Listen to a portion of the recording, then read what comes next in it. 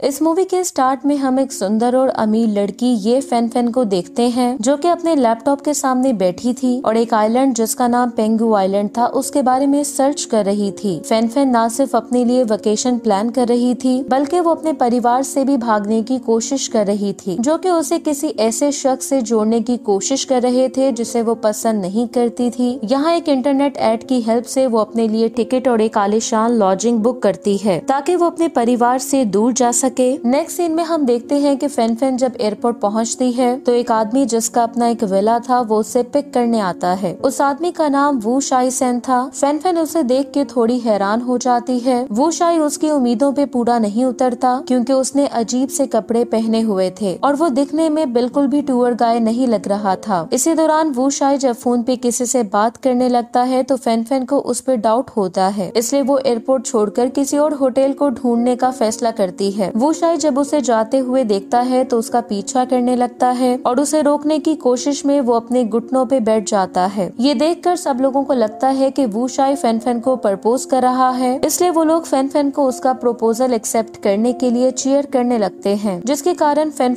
मजबूर होकर उसका इन्विटेशन एक्सेप्ट कर लेती है क्योंकि वो सब लोगों की सेंटर ऑफ अट्रैक्शन बनने में कंफर्टेबल नहीं थी। इसलिए वो उस लॉजिंग जाने के लिए तैयार हो जाती है जो कि उसने पहले बुक की थी, लेकिन होटल तक उनका सफर भी कोई शानदार नहीं था। जैसा कि इंटरनेट पे आने वाली एडवर्टाइजमेंट में दिखाया गया था, फैन को एक पिकअप ट्रक में होटल जाना पड़ता है जिसमें ना तो एसी था और ना ही रेडियो। इसके बजाय वू शाई सेन उनकी जर्नी के दौरान गाना गाता है। तभी हमें पता चलता है कि होटल तक जाने के लिए उन्हें एक बोट की सवारी करना थी। फैन को लग रहा था कि वो किसी लग्जरी बोट पे जाने वाले हैं, लेकिन असल में वो एक आम सी बोट थी जो कि फिशरमैन यूज करते थे। फैन इस सिचुएशन में एक बार फिर से डिसअपॉइंट हो जाती है। वो लोग जब डॉक पे पहुंचते हैं तो फैन को चक्कर आने लगते हैं। तभी वो उस घर को देखती है जहाँ वो रहने वाली थी, जो कि लकड़ी का बना हुआ एक पुराना घर था और ऐसा लग रहा था कि वो किसी भी लम्हे कोलैप्स हो जाएगा। फैन को अब यकीन हो चुका था कि एडवर्टाइजमेंट कंपनी ने उसके साथ फ्रॉड किया है क्योंकि वो वेकेशन पैकेज वैसा तो बिल्कुल नहीं था जैसा कि वो इमेजिन कर रही थी। तभी उस पर एक और बॉम्ब फूटता है और वो ये कि वू शाई को भी उसी घर में स्टे करना था। वो जब अंदर आते हैं तो वू शाई की बेटी एन और उसके फादर उनका स्वागत करते हैं। फैन जब अपने रूम में आती है तो उसके साथ अजीब अजीब घटनाएं घटना जारी रहती हैं, जहां उसे पता चलता है कि उसके रूम की टूटी हुई थी और साथ ही बाथरूम भी कार्ब से भरा हुआ था। फैन जो कि पूरा दिन वॉशरूम नहीं जा सकी थी, वो नहाने के लिए कोई जगह ढूंढने लगती है, इसलिए वो छत पे चढ़ के पब्लिक टॉयलेट में जाने की कोशिश करती है जो कि उस घर के करीब था। वहाँ पहुँच के जब वो शॉवर लेने लगती है तो उसे एक जोरदार झटका लगता है क्योंकि वहाँ पे वू शाई पहले से ही मौजूद था, जिसके कारण फैन गुस्सा हो जाती है और वहाँ से चली जाती है। अगले दिन हम देखते हैं कि फैन जो कि वहाँ रहने में अनकंफर्टेबल महसूस करने लगी थी, वो अपनी चीजें पैक करके वहाँ से जाने के लिए तैयार हो जाती है। वो एक दिन के लिए पैक करने के बाद वू शाई को उसे एक लग्जरी होटल में ले जाने का कहती है, लेकिन बोट पे वापस जाते हुए फैन के साथ एक बार फिर से बैड लक होती है क्योंकि जिस बोट पे वो जा रहे थे वो बीच समंदर में रुक जाती है। फैन जब वू शाई की हेल्प करने लगती है तो वो समंदर में गिर जाती है और उसका सारा कीमती सामान समंदर में बह जाता है, जिसमें उसकी मदर का रेलिक बॉक्स और पासपोर्ट भी शामिल थे। लेकिन वू शाई फैन को बचाने में कामयाब हो जाता है और उसे होश में लाने की कोशिश करता है, लेकिन फैन जब होश में आती है तो वो इस सब के लिए वू शाई को ही ब्लेम करती है। फैन जो कि काफी ज्यादा गुस्से में थी, वो इसकी रिपोर्ट पुलिस में कर देती है, लेकिन पुलिस किसी भी तरह से उसकी हेल्प नहीं कर सकती थी क्योंकि फैन की आइडेंटिटी और पासपोर्ट तो समंदर में बह गए थे। तभी बुखार की वजह से उसकी हालत खराब हो जाती है, इसलिए वो एक बार फिर से ट्रैप हो जाती है क्योंकि वू शाई सेन उसका ख्याल रखने के लिए एक बार फिर से उसे अपने साथ ले आया था। नेक्स्ट सीन में हम पेंगू आइलैंड के हेड के बेटे को देखते हैं जिसका नाम चेन था, जो कि वू शाई का करीबी दोस्त था और वो अपनी कोस्टल लैंड एक बड़ी कंपनी के पास गिरवी रखने की प्लानिंग कर रहा था और इस प्लानिंग में वू शाई का छोटा भाई शिफू उसके साथ था, लेकिन फिर उन्हें पता चलता है कि वो कंपनी एक फ्रॉड थी। दूसरी तरफ हम फैन को देखते हैं जो कि बीमार थी और वू शाई सेन बड़े प्यार से उसकी देखभाल कर रहा था, लेकिन फैन अभी भी वू शाई की काइंडनेस को रूडली एक्सेप्ट कर पा रही थी। वो यहाँ जब उसे सूप पिलाने की कोशिश करता है तो फैन मना कर देती है क्योंकि उसे डर था कि उसमें जहर है। एक रात वू शाई को पता चलता है कि उसके छोटे भाई ने उनकी फैमिली की जमीन और घर गिरवी रख दिया था, जिसके कारण उसे काफी ज्यादा गुस्सा आता है, लेकिन अब क्योंकि वो शिफू से प्यार करता है इसलिए वो उसके लिए सब कुछ सहने को तैयार था ताकि वो इस चीज को अपने फादर से छुपा सके। अगले दिन फैन फैन की जब आंख खुलती है तो वो पहले से ज्यादा फ्रेश लग रही थी, लेकिन तभी उसे पता चलता है कि उसके कपड़े किसी ने चेंज कर दिए थे। वो बाहर आके वुशाई सेन से इस बारे में पूछती है, जो कि उसे बताता है कि ये कपड़े उसकी मदर के हैं जिनकी डेथ हो चुकी थी। फैन फैन के पूछने पर वुशाई सेन उसे बताता है कि वो इन कपड़ों में अच्छी लग रही थी। फैन फैन को भी अब रियलाइज हो चुका था कि वुशाई एक अच्छा इंसान है। हालांकि फैन फैन हिचकिचा रही थी, लेकिन फिर भी वो वुशाई की काइंडनेस पर उसका शुक्रिया अदा करती है। जिसके बाद फैन फैन उसे पेंगु आइलैंड के बे ले जाने का कहती है, लेकिन वुशाई उसे बताता है कि यहाँ तो कोई बे नहीं है। लेकिन फैन फैन वहाँ जाने के लिए इंसिस्ट करती है और इसके लिए वो कोई भी कीमत चुकाने के लिए तैयार थी। लेकिन इससे पहले हम देखते हैं कि वुशाई फैन फैन के लिए खाना बनाता है, लेकिन फैन फैन जिससे वैसा खाना खाने की आदत नहीं थी वो उसे नहीं खाती, इसलिए वुशाई सारा खाना हड़प कर जाता है और कुछ भी बाकी नहीं बचता। जिसके बाद फैन फैन बीच पे आ जाती है। उनके घर के पास वो वुशाई के फादर को डांस करते हुए देखती है और इस दौरान उसने अपनी वाइफ की तस्वीर भी पकड़ी हुई थी, जिससे वो बातें भी कर रहा था। जिससे फैन फैन को रियलाइज होता है कि वुशाई के फादर एक फ्रेंडली इंसान है। फैन फैन यहाँ उन्हें बताती है कि वो एक राइटर है। तभी वहाँ एक पोस्टमैन आता है जो कि वुशाई के फादर के लिए एक लेटर लाया था। असल में वो लेटर जमीन और मकान को गिरवी रखने का नोटिस था, जिसे देख के वुशाई के फादर को गुस्सा आता है और वो शिफू को मारने लगते हैं। जिसकी आवाज सुन के वुशाई भी वहाँ पहुँच जाता है और अपने फादर को रोकने की कोशिश करता है, लेकिन उसके फादर अब अपने गुस्से पे काबू नहीं रख सकते थे, क्योंकि वो इस वजह से काफी ज्यादा डिसअपॉइंट थे कि उनके बच्चे यूजलेस हैं। लेकिन शिफू जो कि ये एक्सेप्ट नहीं कर सकता था, वो उनसे भी बिल्कुल यही कहता है। वो उन्हें वो टाइम याद दिलाता है जब उनकी माँ बीमारी के कारण मारी गई थी और इस दौरान उसके फादर उनकी मदर के साथ नहीं थे। ये कहकर शिफू घर छोड़ के चला जाता है। वुशाई के फादर उस मोमेंट को याद करते हुए रोने लगते हैं और उसे बताते हैं कि वो यहाँ इसलिए नहीं था क्योंकि उस टाइम वो अपनी वाइफ का मेडिकल एक्सपेंस पूरा करने के लिए कड़ी मेहनत कर रहा था। फैन फैन भी उनकी ये बातें सुन रही थी। वो वुशाई के पास जाती है जो कि बीच पे ड्रंक बैठा था। फैन फैन उसे चीयर अप करने की कोशिश करती है, जिसे अपना घर और जमीन बेचने के लिए पहले से ज्यादा काम करना था, इसलिए वुशाई को डेली के काम करने में फैन फैन उसकी हेल्प करने लगती है, जिसमें मार्केट जाना, एक बड़ा मछली घर साफ करना, गोट्स को फीड करना और मार्केट में सी फिश बेचना शामिल थे। फैन फैन का जीवन अब इतना खुशहाल हो गया था कि उसे ये रियलाइज भी नहीं होता कि उसकी लाइफ पहले भी इतनी अच्छी थी। वो हर रोज बीच की ब्यूटी को महसूस कर सकती थी, जहाँ सफेद रेत और लहरों की पुरसकून आवाज थी। इसी के साथ ही वुशाई उसे स्विमिंग के लिए भी ले जाता है और ऐसा लग रहा था कि जैसे वो बीच उनकी अपनी हो। स्विमिंग के बाद वो एक पहाड़ी पे जाने का फैसला करते हैं, जहाँ का व्यू काफी सुंदर था। असल में वहाँ 2 दिल की शेप वाला एक बे था, जिसे देखने के लिए फैन फैन इस आइलैंड पे आई थी। कहा जाता है कि अगर उसमें पत्थर फेंका जाए और वो पत्थर बे में चला जाए तो उसे उसका सच्चा प्यार जल्द ही मिल जाएगा। घर जाते हुए वो कुछ लोगों के एक ग्रुप के पास से गुजरते हैं जो कि मैच मेकिंग प्रोग्राम के एक टेलीविजन शो की शूटिंग कर रहे थे। शो का डायरेक्टर वहाँ 4 खूबसूरत लड़कियों को लाया था, जिन्हें आइलैंड के 4 हैंडसम लड़कों के साथ जोड़ा जाना था। लेकिन दुख की बात ये थी कि उस आइलैंड पे एक भी हैंडसम आदमी नहीं था जो कि उनके क्राइटेरिया को पूरा कर सके। लेकिन तभी डायरेक्टर को वुशाई नजर आता है, जिसकी बॉडी खूब बनी हुई थी, इसलिए वो फौरन से वुशाई को डेटिंग शो ज्वाइन करने का कहता है। वुशाई सेन, जिसे पैसों की जरूरत थी, वो उनकी ऑफर एक्सेप्ट कर लेता है। कुछ ही देर में इस डेटिंग शो की फिल्मिंग स्टार्ट हो जाती है, जहाँ 4 जोड़ों का मिलन किया जाना था। वुशाई की जोड़ी एक खूबसूरत, सेक्सी और अमीर लड़की के साथ बनती है, जबकि इस दौरान फैन फैन घर आके वुशाई के आने का वेट कर रही थी। वो जब घर आता है तो फैन फैन उसके लिए क्लासिक शंकी स्टाइल नूडल्स तैयार करती है और हमें पता चलता है कि फैन फैन की कुकिंग काफी अच्छी थी। वो काफी डिलीशियस खाना बनाती है और शैंक के विरासती मसाले ऐड करने से उसकी कुकिंग और ज्यादा परफेक्ट हो जाती है। इसी दौरान हमें पता चलता है कि उसकी डिलीशियस कुकिंग के पीछे एक इंटरेस्टिंग स्टोरी थी। फैन फैन जब विदेश पढ़ने के लिए गई थी तो वो अपनी मदर की कुकिंग को बहुत मिस करती थी, इसलिए उसने खुद कुकिंग सीखने का फैसला किया था, जिससे हमें पता चलता है कि फैन फैन के रूड बिहेवियर के पीछे उसका रवैया माँ जैसा था। इसी दौरान जब वो वुशाई की बेटी को गले लगाती है और उसके बालों में कंघी करती है तो वो एक परफेक्ट वाइफ की तरह लग रही थी। अगले दिन हम देखते हैं कि फैन फैन 2 दिल वाले बे पे जाती है और उसमें फन के लिए एक पत्थर फेंक देती है, लेकिन वो पत्थर किसी के सर पे जा लगता है जो कि वहाँ नहा रहा था, जिसकी वजह से वो चौंक के फौरन से छुप जाती है और हमें पता चलता है कि असल में वो आदमी वुशाई था। फैन फैन जब घर आती है तो वो देखती है कि एन उदास थी। यहाँ उसे पता चलता है कि वो इस वजह से सैड थी क्योंकि वुशाई काफी बिजी था और वो एन के स्कूल वर्क पे साइन नहीं कर सका था। इसलिए फैन फैन वुशाई से फिल्मिंग वाली जगह पे मिलने जाती है, जहाँ वो देखती है कि एक सुंदर लेडी वुशाई को अपनी तरफ अट्रैक्ट करने की कोशिश कर रही थी क्योंकि वो अकेला था जो कि बाकी सब में से ज्यादा हैंडसम दिखता था। वूशाई फैनफैन को जब वहाँ देखता है तो उसे थोड़ा ऑकवर्ड लगता है। फैनफैन यहाँ उसे फौरन से घर चलने का कहती है ताकि वो एन के स्कूल वर्क पे साइन कर सके। वूशाई उससे कहता है कि वो शूटिंग के बाद जल्दी घर आ जाएगा। उनके शूटिंग सीन्स काफी ज्यादा एक्साइटिंग थे और वूशाई का ग्रुप हर राउंड जीत रहा था, लेकिन फैनफैन उसकी एक्टिविटीज के बारे में क्यूरियस थी, इसलिए वो वहीं रुकने का कहती है। लेकिन वूशाई जो कि नहीं चाहता था कि वो जेलस हो, वो उसे घर जाने का कहता है। दोपहर को जब वूशाई घर आता है और वो स्टिक के सहारे चल रहा था क्योंकि उसके पैर में मोच आई थी, लेकिन यहाँ फैनफैन को पता चलता है कि वूशाई वो राउंड भी जीत गया था और प्राइज में उसे सेलफोन मिला था, जो कि वो फौरन से फैनफैन को दे देता है ताकि वो अपनी फैमिली के साथ कांटेक्ट कर सके। रात को हम देखते हैं कि वूशाई उस पत्थर को तराश रहा था जो कि उसके सर पे लगा था और वो उसे अपने साथ ले आया था। इसी दौरान फैनफैन उसके पास आती है और उसकी पिक्चर लेती है। अगले दिन हम देखते हैं कि वूशाई उस डेटिंग शो कंपटीशन के फाइनल राउंड में पार्टिसिपेट करता है। वो इस कंपटीशन को जीतने के लिए होपफुल था क्योंकि उसे बहुत ज्यादा पैसों की जरूरत थी। इसी दौरान हम देखते हैं कि फैनफैन भी कंपटीशन का फाइनल राउंड देखने वहाँ आई थी। कंपटीशन वेन्यू पे मेल पार्टिसिपेंट्स के ऊपर गुब्बारे तैयार किए जाते हैं जिन्हें उस टाइम फटना था जब मेल पार्टिसिपेंट उस लड़की को नहीं चुनेगा जिसे वो पसंद करता है। वूशाई यहाँ कंफ्यूज हो जाता है क्योंकि वो किसी एक को भी नहीं चुन पा रहा था। आखिरकार गुब्बारा फूटता है और पानी उसके सर पे आ गिरता है। फैनफैन जो कि इस वजह से क्यूरियस थी, वो वूशाई से इस बारे में पूछती है कि वो एक भी लड़की को क्यों नहीं चुन सका था, लेकिन वूशाई उसकी बात का आंसर दिए बिना ही वहाँ से भाग जाता है। रात को हम देखते हैं कि बीच पे एक पार्टी होती है जहाँ हर कोई डांस कर रहा था और गाना गा रहा था और सब मिलके खाना भी खाते हैं, लेकिन फैनफैन वूशाई को दूर से देख के जेलस हो जाती है और वो उन्हें शोर मचाना बंद करने का कहती है। ये सुनकर एक लड़की फैनफैन को ड्रिंक करने का चैलेंज करती है। कुछ ही देर में ये कंपटीशन स्टार्ट हो जाता है जिसमें फैनफैन सभी पार्टिसिपेंट्स को हरा देती है क्योंकि वो खुद काफी ज्यादा ड्रंक होने के बावजूद अपने पाँव पे खड़ी थी। जिसके बाद वो बीच पे आ जाती है। इसी दौरान वूशाई को जब होश आता है तो वो फैनफैन को जैकेट देने के लिए उसके पीछे आता है। फैनफैन उसे बताती है कि उसे उसके अंकल और आंट ने पाला पोसा है क्योंकि बचपन में ही उसके पेरेंट्स की डेथ हो गई थी, लेकिन उसके अंकल और आंट उसके जीवन पर बहुत ज्यादा कंट्रोल रखते थे, यहाँ तक कि उन्होंने उसकी शादी एक ऐसे बंदे के साथ अरेंज कर दी थी जिसे वो प्यार नहीं करती थी। वूशाई भी यहाँ उसे बताता है कि वो अपनी फैमिली की बैकबोन है जो कि सरवाइव करने के लिए वहाँ रहने वाली कम्युनिटी पे रिलाई करते थे और उसने जो बोझ उठाया वो बहुत भारी था। वूशाई की ये बेतुकी स्टोरी सुन के फैनफैन इमोशनल हो जाती है और वूशाई की बाहों में रोने लगती है। एक और दिन गुजर जाता है और हम देख पाते हैं कि वूशाई समंदर में जाता है ताकि वो फैनफैन की मदर का वो रेलिक बॉक्स ढूंढ सके जो कि उसके सामान के साथ समंदर में गिर गया था, लेकिन डाइविंग के दौरान वो काफी ज्यादा थक जाता है और उसके लिए तैरना अब काफी कठिन हो चुका था, इसलिए वो डूबने लगता है। लेकिन खुशकिस्मती से रेस्क्यू टीम उसे ढूंढ लेती है और उसे फौरन से हॉस्पिटल लाया जाता है। फैनफैन जो कि ये सुनकर काफी ज्यादा पैनिक हो गई थी, वो फौरन से हॉस्पिटल पहुंचती है, लेकिन खुशकिस्मती से वूशाई की जान बच गई थी जो कि उसे बताता है कि उसने उसकी मदर का बॉक्स भी ढूंढ लिया है, जिसे देखकर वो अपने आंसू नहीं रोक पाती। अब उसे खुद को कंट्रोल करना आसान नहीं था। वो वूशाई को किस करने लगती है, लेकिन तभी वूशाई का दोस्त वहाँ आके रंग में भंग डाल देता है। नेक्स्ट सीन में हम देखते हैं कि वूशाई की हेल्थ इम्प्रूव होने के कारण वो घर आ गया था, जहाँ वो फैनफैन के साथ बीच पे बैठ के बातें करने लगता है। फैनफैन उसे बताती है कि उस बॉक्स में मौजूद चीजें उसके लिए काफी ज्यादा कीमती थी क्योंकि वो उसकी माँ की विरासत थी। उसी रात वूशाई के पेरेंट्स की वेडिंग एनिवर्सरी थी, लेकिन इलेक्ट्रिसिटी ना होने के कारण वो घर के हर कोने में कैनिबल्स चलाते हैं और एक साथ मिलकर कुकिंग करते हैं और इस डिम लाइट में उनका घर काफी रोमांटिक लग रहा था। हर वेडिंग एनिवर्सरी पे वूशाई के फादर आइलैंड की दूसरी साइड से घर लौटते थे और अपनी लेट वाइफ के साथ डेट पे जाया करते थे, जहाँ वो दोनों डांस भी करते थे। उस रात वो कैंडल्स की रोशनी में एक साथ खाना खाते हैं, जिसके बाद वूशाई के फादर फैनफैन को डांस के लिए इनवाइट करते हैं। वूशाई के फादर यहाँ उससे कहते हैं कि अगर वो उनकी बहू बनने के लिए तैयार होगी तो उन्हें काफी खुशी होगी। ऐसा लग रहा था कि वूशाई के फादर उन दोनों की क्लोजनेस को आशीर्वाद दे रहे हों। जिसके बाद वूशाई रोमांटिक म्यूजिक में फैनफैन के साथ डांस करने लगता है। इस इवेंट के बाद हम देखते हैं कि चीजें धीरे धीरे इम्प्रूव होने लगती हैं। वूशाई का भाई जो कि घर से भाग गया था, वो आखिरकार घर चलने और अपने फादर से अपोलोजाइज करने के लिए तैयार हो जाता है। पुलिस को फैनफैन का नया पासपोर्ट भी मिल गया था, जिसे वो वूशाई के दोस्त को डिलीवर कर देते हैं। लेकिन फिर फैनफैन के साथ अनएक्सपेक्टेड चीज होती है। फैनफैन के अंकल और आंट आइलैंड पे पहुंच चुके थे, जो कि इस सारी सिचुएशन को और ज्यादा कॉम्प्लिकेट बना देते हैं। वो यहाँ फैनफैन को शादी के लिए फोर्स करते हैं ताकि वो अपनी कंपनी को बैंकरप्सी से बचा सके। फैनफैन के लिए ये डिसीजन काफी ज्यादा कठिन था, लेकिन उसके पास शहर वापस जाने और कंपनी को बचाने के के सिवा और कोई ऑप्शन नहीं था। फेयरवेल के तौर पे वो वुशाई से उसके लिए नूडल्स बनाने का कहती है। वो जब नूडल्स खा रही थी तो वुशाई काफी ज्यादा दुखी था, क्योंकि वो खुद भी उस आइलैंड को छोड़ना नहीं चाहती थी। इसी दौरान वुशाई को फैन-फैन के अंकल और आंट से मिलने के लिए इनवाइट किया गया था, जहाँ वुशाई को रियलाइज होता है कि वो और फैन-फैन वेल्थ और स्टेटस के मामले में अलग जाति के लोग थे। फैन-फैन एक बहुत ही वेल्थी कंपनी की वारिस थी, जबकि वुशाई सिर्फ एक गरीब आदमी था। वुशाई को यहाँ फैन-फैन के फियांसे से भी मिलने का मौका मिलता है, जो कि फैन-फैन के अंकल और आंट के लिए परफेक्ट था, और वो ये चाहते थे कि वुशाई फैन-फैन से दूर रहे, जिसके लिए वो उसे एक भारी रकम की पेशकश करते हैं। वुशाई के लिए ये सब ह्यूमिलेटिंग था,